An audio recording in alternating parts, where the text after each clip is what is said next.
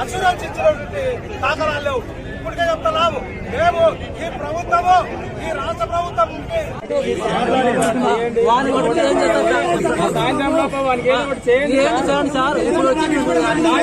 సాయంత్రం లోపల పాపను గుర్తుపెట్టే కార్యక్రమం చేయాలంటే సాయంత్రం లోపల సంపదాం చెప్పండి సార్.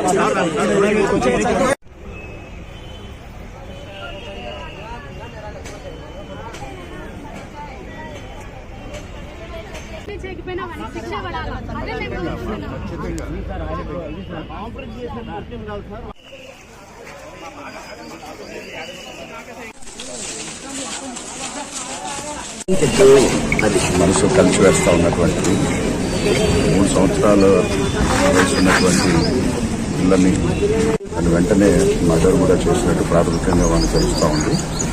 దానిపైన ఎవరైతే నిందిస్తున్నారో ఇప్పుడు ఆల్రెడీ అతన్ని అదుపులో తీసుకుని విచారిస్తున్నారు. చాలా బాధాకరమైంది.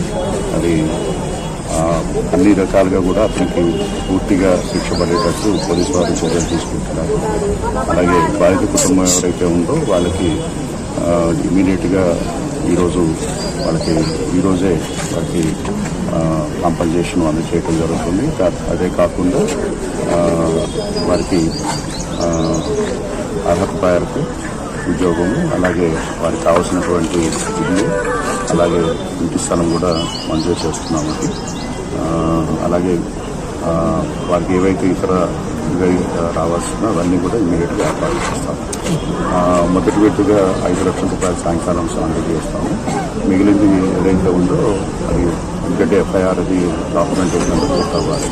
ఇవన్నీ అయిన తర్వాత మిగిలిన అమౌంట్ కూడా అది ఎఫ్ఐఆర్ దాన్ని వచ్చిన బట్టి ఇస్తారండి. మ్యాక్సిమం వచ్చేటట్టు